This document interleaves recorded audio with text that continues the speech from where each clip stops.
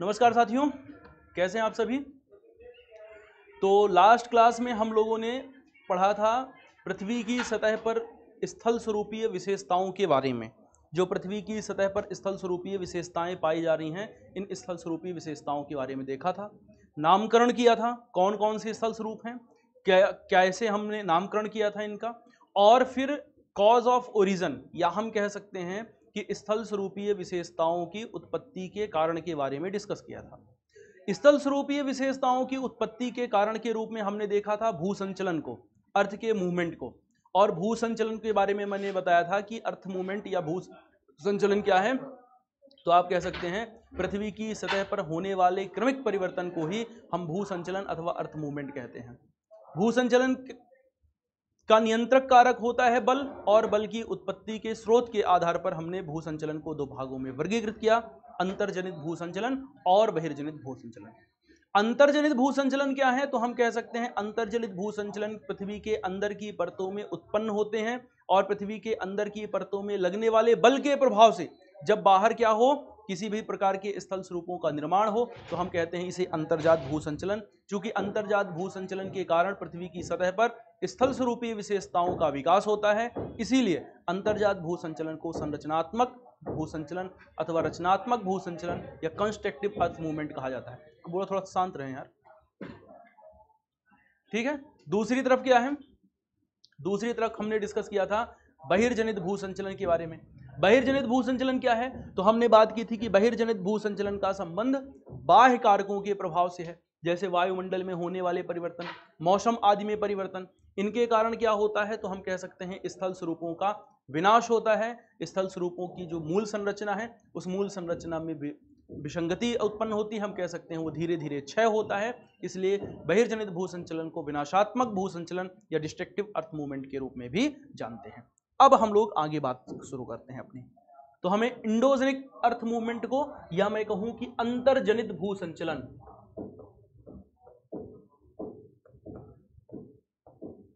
अंतर्जनित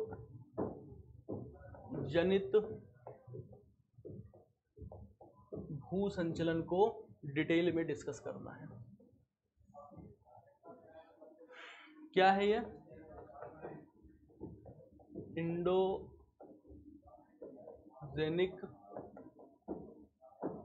earth movement, अंतर्जात भू संचलन।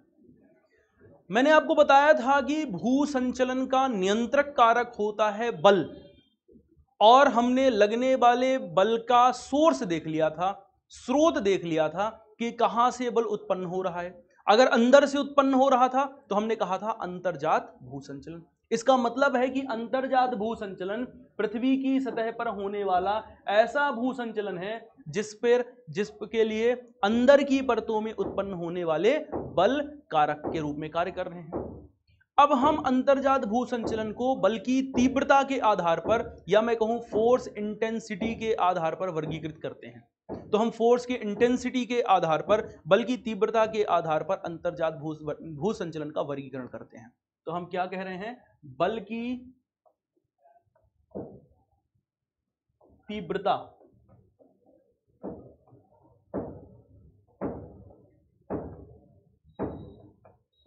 के आधार पर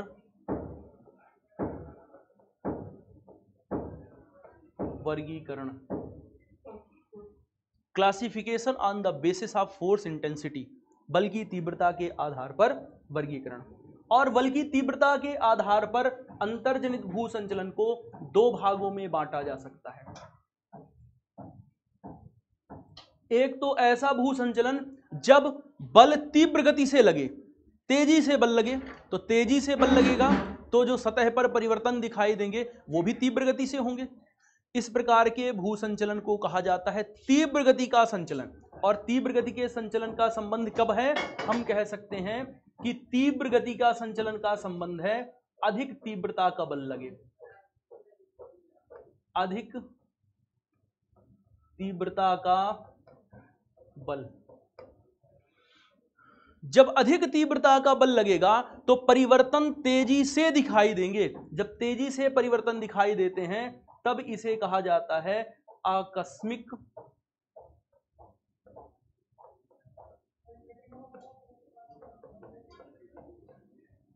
भू संचलन, या हम कह सकते हैं अकस्मात भू संचलन, या हम कह सकते हैं सडन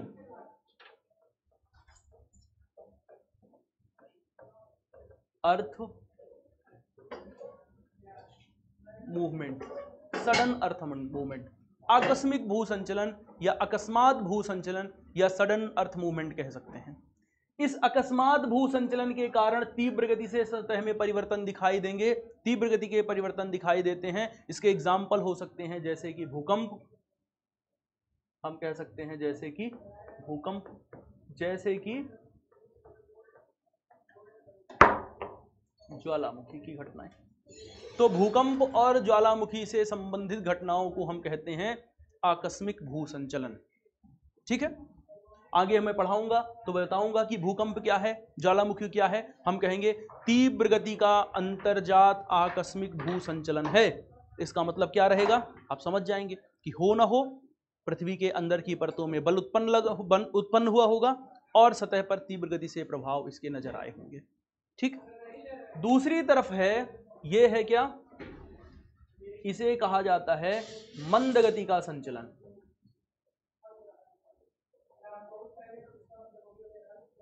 मंद गति का बल लगे, स्लो बल लग रहा है, धीमे धीमे बल लग रहा है। तो जब बल धीमे धीमे लगेगा तो सतह पर परिवर्तन भी धीमे धीमे होंगे, लंबे समय तक होंगे, है ना, काफी लंबे समय के पश्चात नजर आएंगे। तो मंद गति का जब संचलन होगा, मंद गति का बल लगेगा तो संचलन होगा मंद गति का संचलन। इस मंद गति के संचलन को कहा जाता है पटल विरूपण संचलन। डायस्ट्रोपिक अर्थ मूवमेंट। पटल विरूपण संचलन, पटल विरूपण संचलन कैसा संचलन है? आप कह सकते हैं कि पटल विरूपण संचलन एक प्रकार के मंद गति के संचलन है, धीमे धीमे बल लग रहा है, लंबे समय से यानी लंबे समय तक, लंबे समय के पश्चात दीर्घकालीन सतह पर परिवर्तन नजर आते हैं, दीर्घकालीन प्रभाव नजर आते हैं। इसके कारण क्या हो सकता है, हम कह सकते हैं जैसे कि पर्वत रचना, जैसे कि पर्वत रचना जैसी घटनाएं घटित हो सकती हैं। ठीक है, इस तरह की स्थितियों का जब निर्माण होता है तो हम इसे कहते हैं क्या, मंद गति का संचलन कहते हैं। ठीक, चलिए अब हम लोग डिटेल में बात करेंगे पटल विरूपण संचलन की। तो आप हेडिंग लगाएंगे क्या, डायस्ट्रोपिक अर्थ मूवमेंट, अथवा कह सकते हैं हम पटल विरूपण भू संचलन।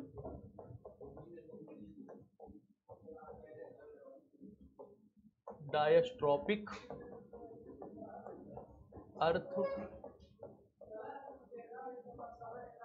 मूवमेंट, पटल विरूपण संचलन, या मैं कह रहा हूं क्या, डायस्ट्रोपिक अर्थ मूवमेंट। ये जो पटल विरूपण संचलन है, डायस्ट्रोपिक अर्थ मूवमेंट है, ये पटल विरूपण संचलन तीन तरह से होते हैं। एक होता है टेक्टोनिक मूवमेंट, जिसे कहा जाता है विवर्तनिकी संचलन। एक है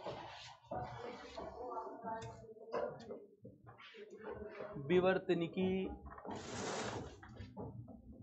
संचलन, क्या कह रहे हैं हम इसे, टेक्टोनिक अर्थ मूवमेंट। दूसरा होता है, इसे कहा जाता है आइसोस्टैटिक अर्थ मूवमेंट, या हम कह सकते हैं क्या है, समस्थैतिक संचलन। आइसोस्टैटिक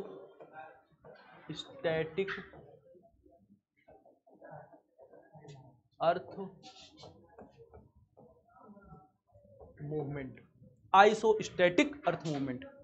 और तीसरा जो है इसे कहा जाता है समस्थैतिक, सॉरी इओस्टैटिक, इओस्टैटिक यानी कि सुस्थैतिक।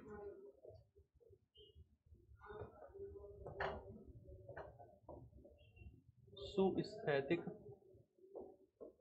संचलन, इओस्टैटिक अर्थ मूवमेंट। अब तीनों के बारे में समझते हैं एक एक करके, क्या चीजें हैं, इनके कारण किस प्रकार से प्रभाव नजर आते हैं सतह पर। तीनों ही क्या हैं, तो हम कह रहे हैं तीनों ही पटल विरूपण संचलन है। पटल विरूपण का मतलब है कि धीमी गति से परिवर्तन होंगे और बल उत्पन्न होगा अंदर की परतों से। तो धीमी गति से परिवर्तन हो रहे हैं और बल उत्पन्न हो रहा है पृथ्वी के अंदर की परतों से। तो जब कभी स्थल स्वरूपों का निर्माण होता है, जिस प्रकार के मूवमेंट के कारण पृथ्वी की सतह पर स्थल स्वरूपीय विशेषताओं की उत्पत्ति होती है, उसे कहा जाता है विवर्तनिकी संचलन अथवा टेक्टोनिक अर्थ मूवमेंट। तो हम क्या कह रहे हैं, हम कह रहे हैं टेक्टोनिक अर्थ मूवमेंट क्या है, तो आप कह सकते हैं टेक्टोनिक अर्थ मूवमेंट यानी विवर्तनिकी संचलन के कारण सतह पर स्थल स्वरूपीय, सतह पर स्थल स्वरूपीय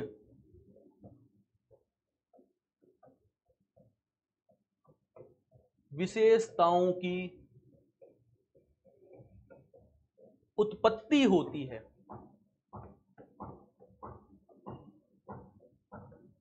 ठीक है, तो विवर्तनिकी संचलन के कारण क्या हो रहा है, आप कह सकते हैं कि विवर्तनिकी संचलन ऐसे संचलन हैं जिनके कारण सतह पर स्थल स्वरूपीय विशेषताओं का निर्माण होता है अथवा स्थल स्वरूपीय विशेषताओं की उत्पत्ति होती है, हम उसे विवर्तनिकी संचलन कहते हैं। अब स्थल स्वरूप बन चुके हैं, स्थल स्वरूप बनने के पश्चात स्थल स्वरूपों ने खुद को बैलेंस किया। आप साइकिल चलाना सीख रहे हैं तो तुरंत तो चलाएंगे नहीं, साइकिल चलाने के लिए क्या होगा, आपको अपने आप को बैलेंस करना पड़ेगा। ऐसे ही स्थल स्वरूपों का निर्माण हो रहा है, तो निर्माण के प्रक्रम के क्रम में स्थल स्वरूप अपने आप को संतुलित करते हैं, अपने आप को बैलेंस करते हैं या स्थल स्वरूप संतुलन की दशा को प्राप्त करते हैं। तो जब स्थल स्वरूप खुद को संतुलन की दशा को प्राप्त कर रहे होते हैं या स्थल स्वरूप जब क्या कर रहे हैं, खुद को संतुलित कर रहे होते हैं, तब जो परिवर्तन हो रहे हैं इसे हम कहते हैं समस्थैतिक संचलन, आइसोस्टैटिक अर्थ मूवमेंट। तो आइसोस्टैटिक अर्थ मूवमेंट क्या है, आप कह सकते हैं कि पृथ्वी की सतह पर होने वाले ऐसे मंद गति के संचलन जिनके कारण स्थल स्वरूप अपने आप को संतुलित करते हैं, हम कह रहे हैं क्या, इसके कारण स्थल स्वरूप संतुलन की दशा। तो स्थल स्वरूप क्या कर रहे हैं, संतुलन की दशा को प्राप्त करते हैं।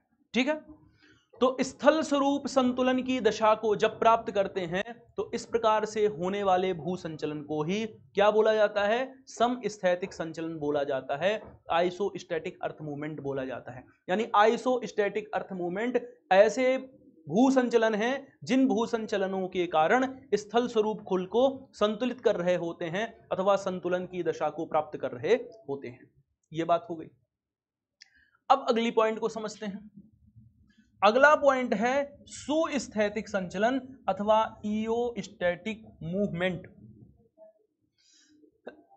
इओस्टैटिक मूवमेंट क्या है, तो इओस्टैटिक मूवमेंट एक ऐसे संचलन होते हैं जिनके कारण अगर महासागर का नितल है, कल की क्लास में मैंने आपको बताया था सी ओशियन का जो बॉटम है, ओशियन का जो फ्लोर है, उस फ्लोर के बारे में कल मैंने बताया था। तो जब महासागर के फ्लोर पर या हम कह सकते हैं ओशियन के फ्लोर पर निर्मित स्थल स्वरूप अपने आप को संतुलित कर रहे होते हैं, तब हम उसे कहते हैं इओस्टैटिक अर्थ मूवमेंट। यानी इओस्टैटिक क्या है, आप कहेंगे कि यह एक प्रकार का मंद गति का अंतर्जात पटल विरूपण संचलन है, जिसके कारण महासागर के नितल पर निर्मित स्थल स्वरूप संतुलन की दशा को प्राप्त कर रहे हैं।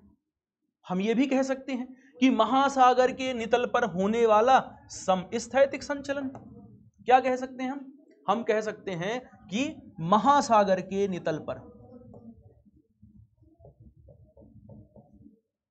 महासागर के नितल पर होने वाला क्या है, ये समस्थैतिक संचलन है।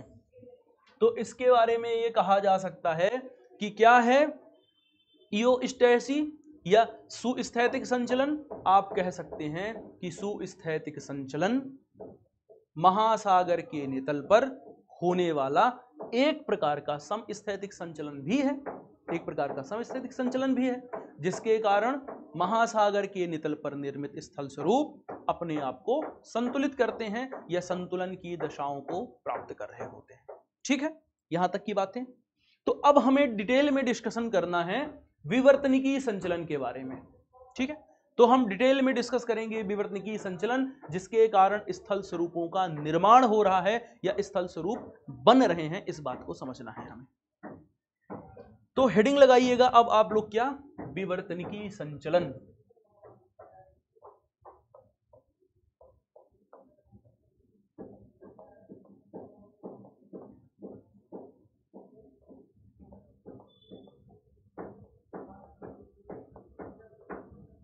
विवर्तनिकी संचलन, या मैं क्या कहूं,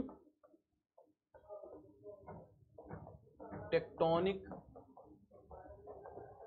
अर्थ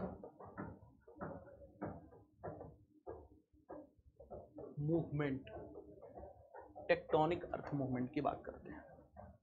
तो देखिए, विवर्तनिकी संचलन है पृथ्वी की सतह पर होने वाला एक प्रकार का मंद गति का अंतर्जात पटल विरूपण संचलन, जिसके कारण सतह पर स्थल स्वरूपीय विशेषताओं की उत्पत्ति हो रही है, स्थल स्वरूपों का निर्माण हो रहा है। जो हम देख रहे हैं नियंत्रक कारक, तो नियंत्रक कारक तो बल है, क्योंकि बल के कारण ही परिवर्तन हो रहे हैं। तो अभी तक हमने डिस्कस कर लिया फोर्स का सोर्स, हमने डिस्कस कर लिया फोर्स की इंटेंसिटी, अब हम डिस्कस करेंगे फोर्स का डायरेक्शन। तो हम क्या कह सकते हैं, हम कह सकते हैं लगने वाले बल की दिशा के आधार पर वर्गीकरण करेंगे, classification on the basis of force direction. लगने वाले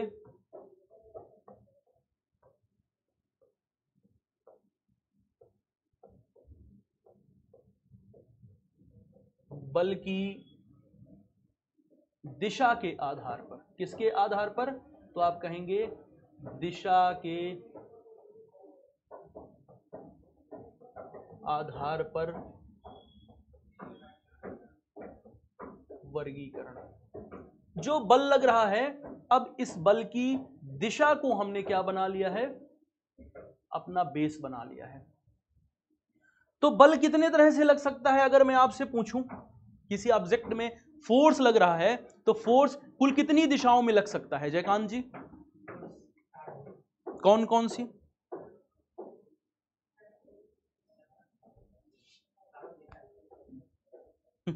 बल दो तरह से लगेगा, या तो ऊर्ध्वाधर दिशा में लग सकता है, वर्टिकल डायरेक्शन में लग सकता है, और या तो क्षैतिज दिशा में बल लग सकता है ना। तो हम कह सकते हैं कि बल कैसे लग सकता है, दो प्रकार से लगेगा।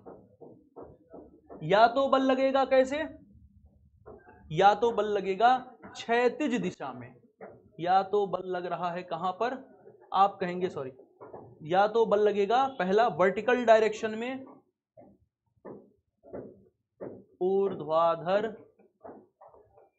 दिशा में, या तो वर्टिकल डायरेक्शन में लगे, और या तो फिर कैसे लगे, आप कह सकते हैं या तो लगे क्षैतिज दिशा में,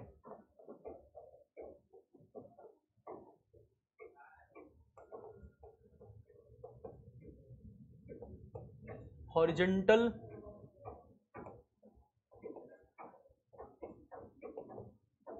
डायरेक्शन में फोर्स लगे। अब बात करते हैं ऊर्ध्वाधर दिशा में। पहले तो इसको डिस्कस करना है, फिर बात करेंगे हम लोग क्षैतिज दिशा की। अब बल लग रहा है ऊर्ध्वाधर दिशा में, तो जब भी कभी ऊर्ध्वाधर दिशा में बल लगता है तो ऊर्ध्वाधर दिशा में लगने वाले बल के कारण जो अर्थ मूवमेंट होता है उसे कहा जाता है इपीरियोजेनिक अर्थ मूवमेंट अथवा महादेश जनक संचलन। क्या कहते हैं? तो इसे कहा जाता है, ध्यान रखिएगा, महादेश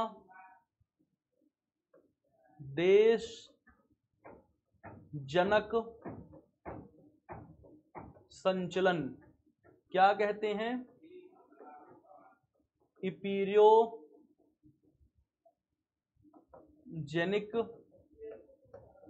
अर्थ मूवमेंट। Epeirogenic earth movement. दूसरी तरफ से जब क्षैतिज दिशा में बल लगता है तब इस प्रकार जो मूवमेंट हो रहे होते हैं इन्हें कहा जाता है पर्वत निर्माणकारी संचलन। क्या कहते हैं? पर्वत निर्माणकारी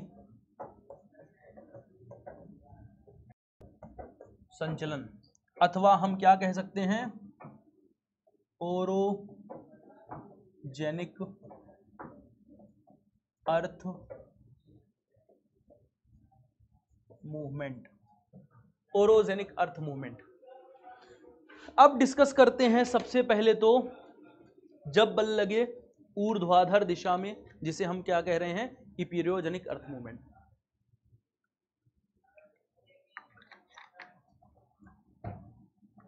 तो देखिए, इपीरियोजेनिक अर्थ मूवमेंट है क्या? आप कह रहे हैं कि इपीरियोजेनिक अर्थ मूवमेंट का मतलब है कि बल लग रहा है ऊर्ध्वाधर दिशा में,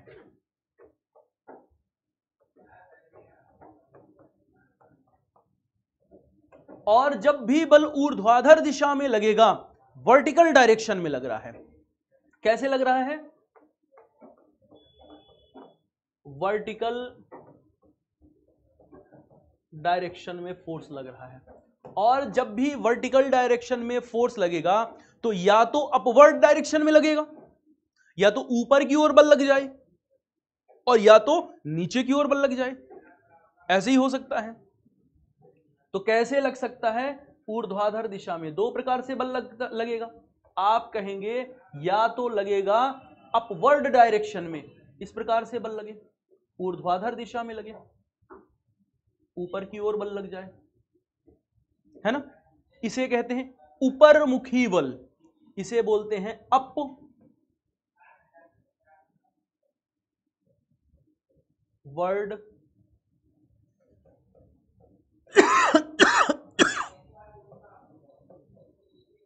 direction force. Upward direction force, अथवा इसे कहते हैं क्या? ऊपर मुखी बल।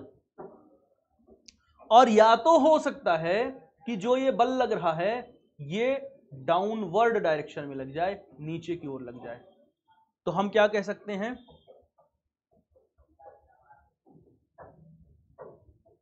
डाउनवर्ड डायरेक्शन फोर्स हम कह सकते हैं अधोमुखी बल। यही दो दिशाएं होंगी जिन दिशाओं में बल लगेगा, या तो ऊपर की ओर या तो नीचे की ओर, जब भी ऊर्ध्वाधर दिशा में बल लगा। तो जब भी हम बात करेंगे किसकी?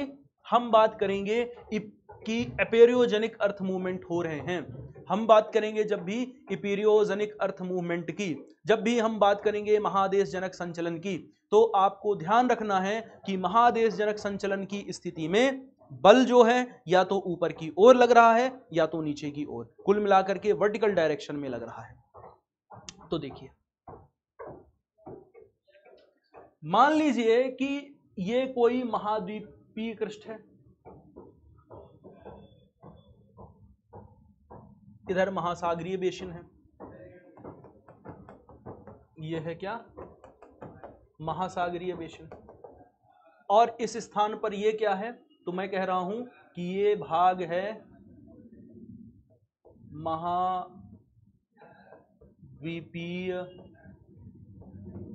कृष्ठ का, ठीक है ना।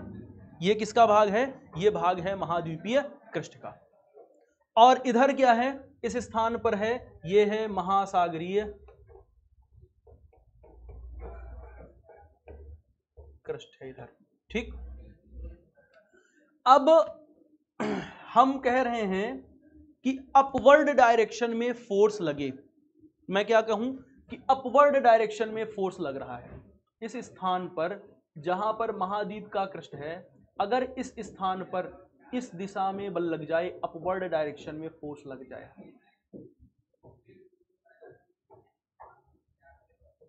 आगे मेंस की क्लास में डिटेल में बताऊंगा कि ये अपवर्ड डायरेक्शन में फोर्स लगा तो लगा क्यों बल लगा, ये आगे मेंस की क्लास में बताऊंगा। इसे बोलते हैं संवहन तरंग प्रभाव, ठीक है। तो मेंस की क्लास में डिटेल में डिस्कस करूंगा क्या, संवहन तरंग प्रभाव, कन्वेक्शन करंट इफेक्ट।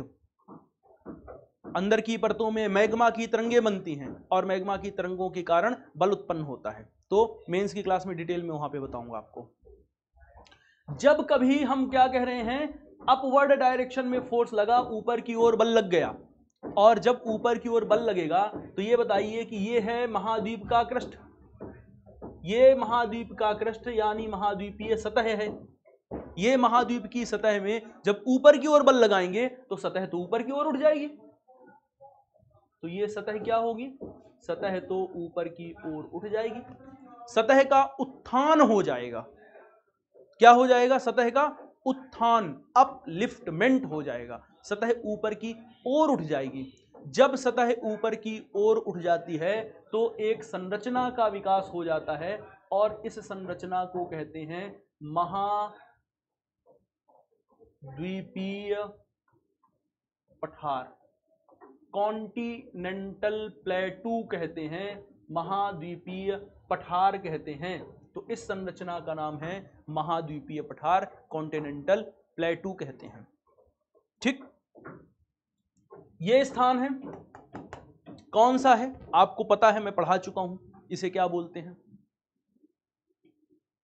इसे कहते हैं महाद्वीपीय मग्न तट। तो अगर महाद्वीपीय मग्न तट के समीप इसी प्रकार का बल लग जाए, अपवर्ड डायरेक्शन में लगने वाला कोई बल लग जाए,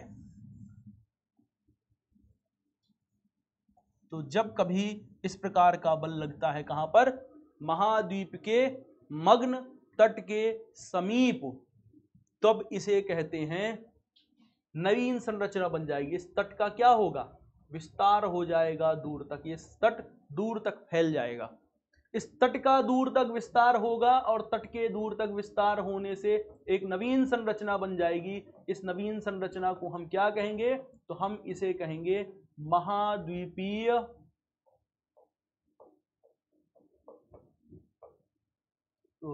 इसे हम कहेंगे महाद्वीपीय तटीय मैदान।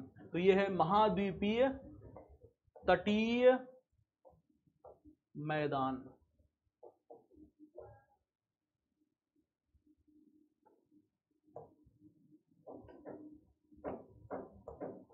ठीक है।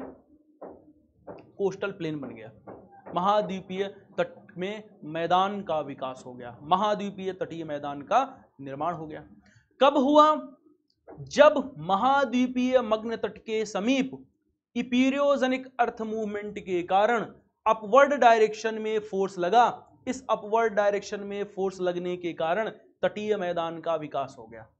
जबकि कहां पर, महाद्वीपीय कृष्ठ पर, खुले महाद्वीपीय कृष्ठों में इपीरियोजेनिक अर्थ मूवमेंट के कारण अपवर्ड डायरेक्शन में फोर्स लगने से जो महाद्वीपीय सतह पर संरचना का विकास होता है, इसे कहते हैं महाद्वीपीय पठार।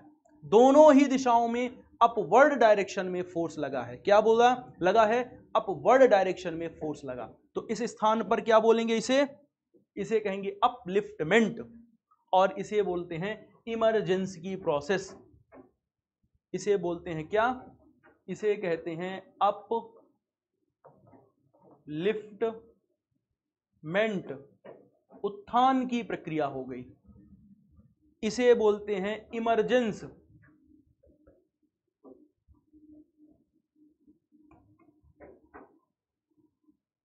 इमरजेंस की प्रक्रिया। तो उत्थान की प्रक्रिया के कारण क्या हो रहा है? आप कह सकते हैं उत्थान की प्रक्रिया या अपलिफ्टमेंट, इंग्लिश में ही ध्यान रखिएगा इसको, अपलिफ्टमेंट और इमरजेंस।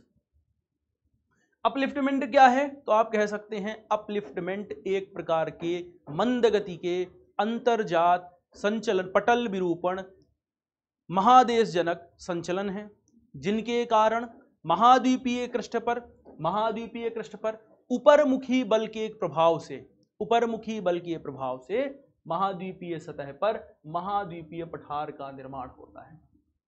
ठीक। दूसरी ओर बात की जाए इमरजेंस की। इमरजेंस क्या है? आप कहेंगे कि इमरजेंस क्या है? एक प्रकार का मंद गति का अंतर्जात पटल विरूपण महादेशजनक संचलन है, जिसके कारण क्या हो रहा है? आप कह सकते हैं महाद्वीपीय मग्न तट के समीप उपरमुखी बल के प्रभाव से तटीय मैदान का विकास हो रहा है। ठीक। तो उपरमुखी बल के विकास प्रभाव के कारण तटीय मैदान का निर्माण हो गया। ठीक है। चलिए अब दूसरी बात हम करते हैं, वो है अगर अधोमुखी बल लग जाए, जिसे हम कह रहे हैं डाउनवर्ड डायरेक्शन में फोर्स लगे। तो जब डाउनवर्ड डायरेक्शन में फोर्स लगता है, इस डाउनवर्ड डायरेक्शन में लगने वाले फोर्स के कारण कैसी स्थिति बनती है?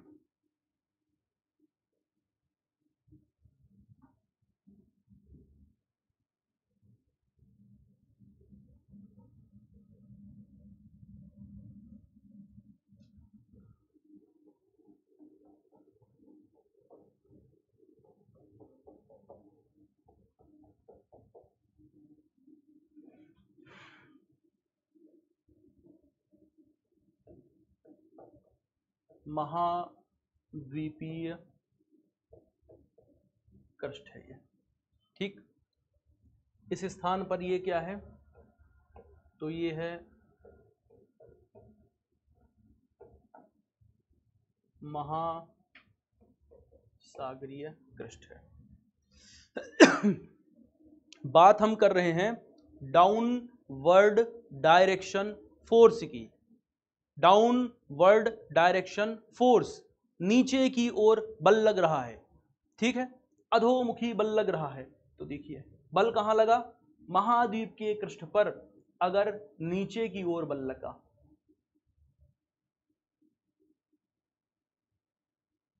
जब नीचे की ओर बल लगेगा तो हम क्या कहेंगे? हम कहेंगे डाउनवर्ड डायरेक्शन फोर्स प्रभावशाली हो गया, अधोमुखी बल प्रभावशाली हो गया।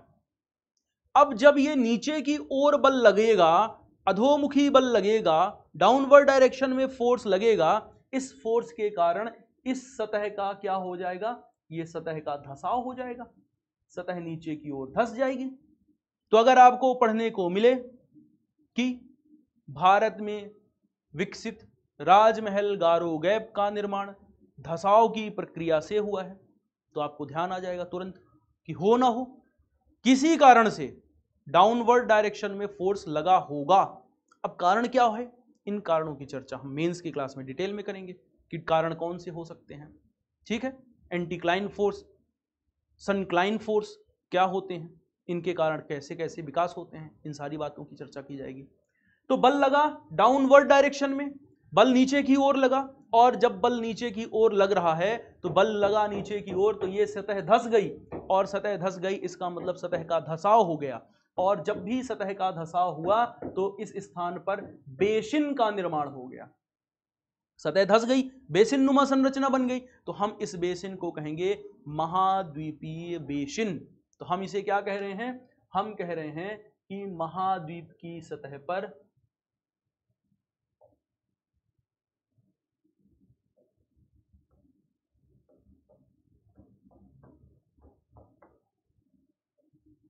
महाद्वीपीय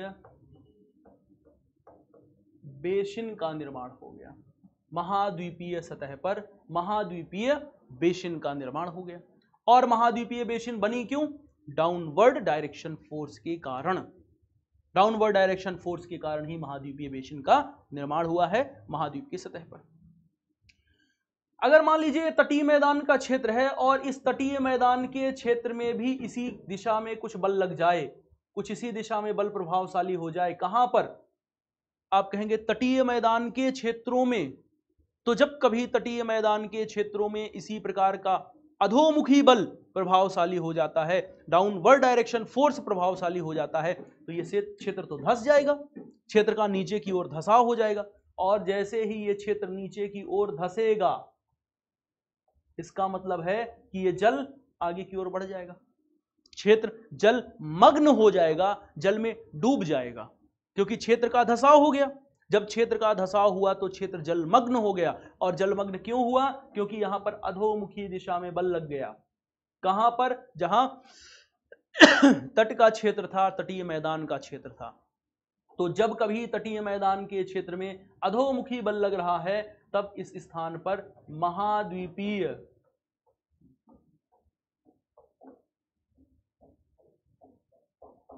क्या बन रहा है? मग्न तट का निर्माण हो रहा है, कॉन्टिनेंटल सेल्फ का विकास हो रहा है, महाद्वीपीय मग्न तट बन गया। तो आप कहेंगे महाद्वीपीय मग्न तट का विकास कैसे हुआ? तो महासागर के क्या कहेंगे कि महाद्वीप के तटीय मैदान में अधोमुखी बल के प्रभावशाली होने पर अथवा डाउनवर्ड डायरेक्शन के फोर्स के प्रभावशाली होने पर क्षेत्र के धंसाव से महाद्वीपीय मग्न तट का विकास हुआ। और महाद्वीपीय मग्न तट विकास की संचलन को हम क्या कह रहे हैं? हम कह रहे हैं महादेशजनक संचलन। ये एक प्रकार के महादेशजनक संचलन के कारण ही तो ऐसे परिवर्तन हो रहे हैं। तो महादेशजनक संचलन के कारण जहां एक ओर महाद्वीप की सतह पर ऊपरमुखी बल लगने से अपवर्ड डायरेक्शन में फोर्स लगने के कारण क्या हो रहा है? तो अपवर्ड डायरेक्शन में फोर्स लगने के कारण पठार का निर्माण हो रहा है और तटीय क्षेत्रों में तटीय मैदान का निर्माण हो रहा है। वहीं डाउनवर्ड डायरेक्शन में फोर्स लगने के कारण, अधोमुखी दिशा में बल लगने के कारण महाद्वीपीय बेसिन का निर्माण हो रहा है और दूसरी ओर महाद्वीपीय मग्न तट का निर्माण हो रहा है। ये जो प्रोसेस है धंसाव की प्रोसेस महाद्वीप के क्रस्ट पर हो रही है, महाद्वीपीय सतह पर हो रही है, इसे कहा जाता है सबसिडांस। क्या बोलते हैं?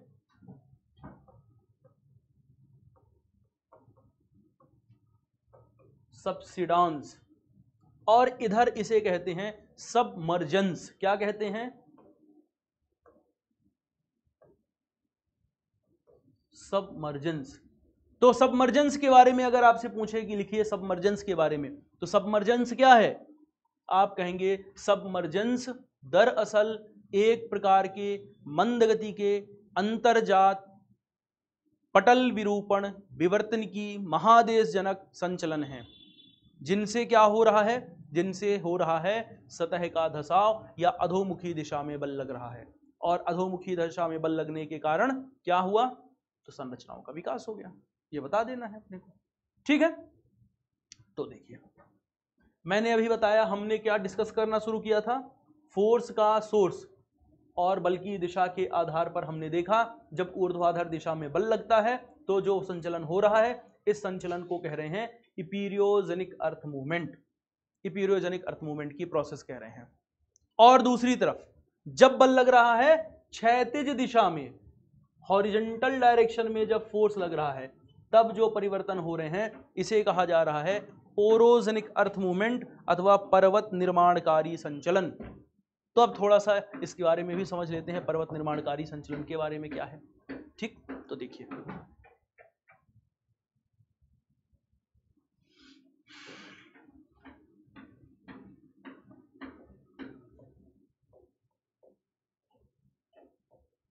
पर्वत निर्माणकारी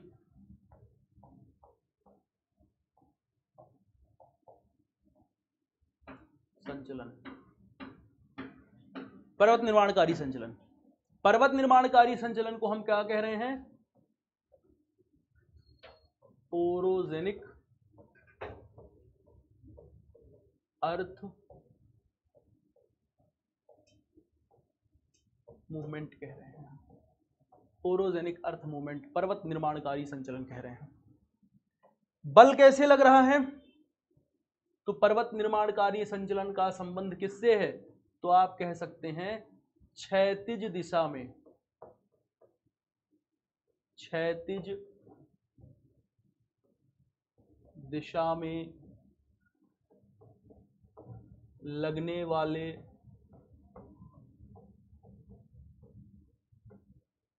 बल से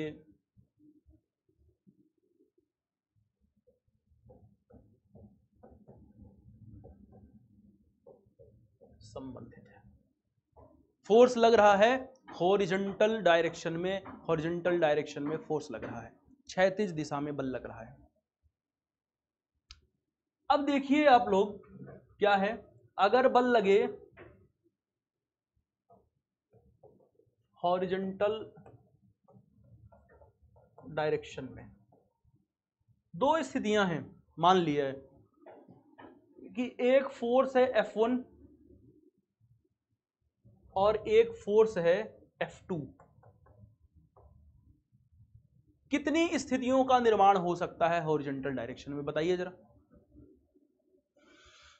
तो आप कह सकते हैं कि दो स्थितियां बन सकती हैं, या तो ये F1 और F2 एक दूसरे के समीप आए, या तो F1 और F2 एक दूसरे के समीप आए, एक दूसरे के पास आए। एक तो स्थिति ये हो सकती है। दूसरी स्थिति हो सकती है जब क्या हो, ये है F1 और ये है F2, F1 और F2 एक दूसरे से विपरीत दिशा में गति करें, ऐसी स्थितियों का निर्माण हो सकता है। या तो बल एक दूसरे के पास समीप आए, एक दूसरे के समीप फोर्स, और या तो क्या हो, एक दूसरे से दूर जाएं, ऐसे ही हो सकता है, क्योंकि बल तो क्षैतिज दिशा में लग रहा है। तो जब कभी एक दूसरे के पास आते हैं दो ऑब्जेक्ट, तो इस प्रकार जो जिस बल की उत्पत्ति होती है, इस बल को कहा जाता है संपीड़न बल।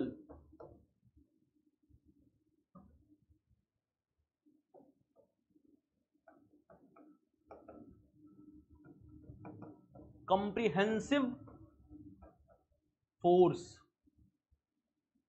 दूसरी तरफ जब दो ऑब्जेक्ट दूर जा रहे होते हैं, तो दूर जाने के क्रम में जिस बल की उत्पत्ति होती है, इस बल को कहते हैं तनाव मूलक बल।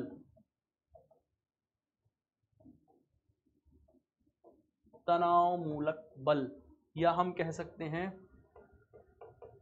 टेंशन फोर्स, तनाव मूलक बल। अब ध्यान से समझिए, जब भी संपीड़न बल लगेगा, जब भी कॉम्प्रिहेंसिव फोर्स लगेगा, तब कॉम्प्रिहेंसिव फोर्स जब भी जनरेट होता है, संपीड़न बल जब भी प्रभावशाली होता है, तो वलन की प्रक्रिया होती है। क्या होती है? वलन की प्रक्रिया।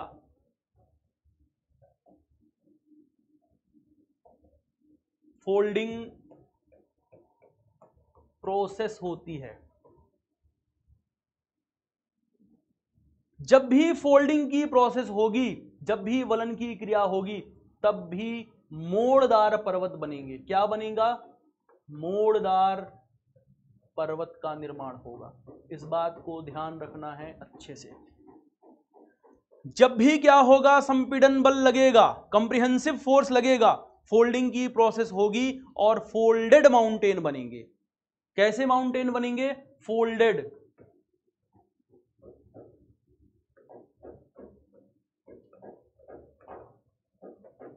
फोल्डेड माउंटेन बनेंगे, मोड़दार पर्वत बनेंगे। जैसे भारत में हिमालय पर्वत, जैसे कि रॉकी पर्वत, जैसे कि एंडीज पर्वत, ये सभी कैसे पर्वत हैं? ये सभी पर्वत हैं मोड़दार पर्वत। तो हम कह रहे हैं कॉम्प्रिहेंसिव फोर्स लगा, कॉम्प्रिहेंसिव फोर्स प्रभावशाली हुआ, फोल्डिंग की प्रोसेस हुई और फोल्डिंग की प्रोसेस हुई तो फोल्डेड माउंटेन का निर्माण हो गया। दूसरी तरफ मैं क्या कह रहा हूं, जब भी टेंशन फोर्स लगेगा, तनाव मूलक बल लगेगा, तो खिंचाव होगा, दूर जाएंगे ऑब्जेक्ट। जब भी खिंचाव होगा तो रिफ्टिंग की प्रोसेस होगी। क्या होगी? आप कह सकते हैं भ्रंशन की क्रिया होगी।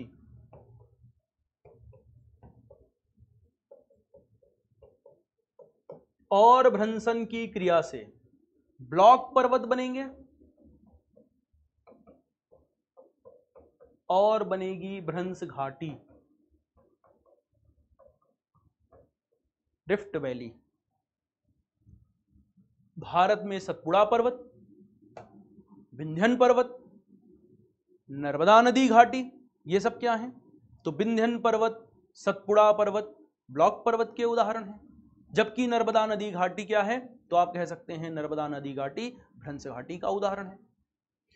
तो कुल मिलाकर के क्षैतिज दिशा में जब बल लगता है, क्षैतिज दिशा में बल प्रभावशाली होता है, तो क्षैतिज दिशा में लगने वाले बल के कारण पर्वत निर्माणकारी संचलन होता है। और पर्वत निर्माणकारी संचलन के प्रभाव से क्या होते हैं? तो हम कह सकते हैं पर्वत निर्माणकारी संचलन के प्रभाव के कारण मोड़दार पर्वत, ब्लॉक पर्वत जैसी स्थितियों का निर्माण होता है। ठीक है, मोड़दार पर्वत और ब्लॉक पर्वत जैसी स्थितियों का निर्माण होता है, क्योंकि संपीड़न बल और तनाव मूलक बलों की उत्पत्ति होती है। तो कंप्रीहेंसिव फोर्स और टेंशन फोर्स की उत्पत्ति से ऐसी स्थितियों का निर्माण होता है। तो अभी आज के लिए इतना ही। कल थोड़ा सा डिटेल में पढ़ेंगे कि मोड़दार पर्वत का निर्माण हुआ कैसे, जो फोल्डेड माउंटेन बने, ये संपीड़न बल कैसे प्रभावशाली हुआ और किस प्रकार से फोल्डेड माउंटेन का निर्माण हुआ। डिफरेंट टाइप्स ऑफ फोल्ड के बारे में बात कर लेंगे और फिर ऐसे ही हम टेंशन फोर्स की बात कर लेंगे, टेंशन फोर्स से कैसे ब्लॉक पर्वत और भ्रंश घाटी का निर्माण हुआ, और रैंप घाटी अगर बन रही है तो क्या, कैसे बन रही है, किस प्रक्रिया से बन रही है और डिफरेंस कैसे है इनमें। ठीक है, तो कल मिलते हैं, टॉपिक को आगे बढ़ाएंगे। थैंक यू, धन्यवाद।